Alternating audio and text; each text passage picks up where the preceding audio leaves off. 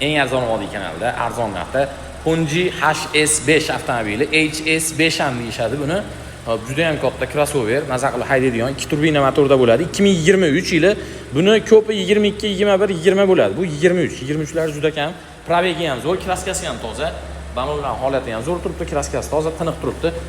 Hatto bu yerda ozgina nuqib olgan joylarni ko'rdim. Bu eshitma ham bas ko'rsatib beryapman. Tanlov ko'rsatnomalari bor, salonlarning holati, sinfoiy zonalar bor ekan, abduhabagirliklar bor. Chekkilari alkantara bo'ladi, o'rtalari koja bo'ladi, 38 ming, probegi ham zo'r. Panorama lyuklari ochiladi, 5 ta o'rindiqli 2 turbina motorda.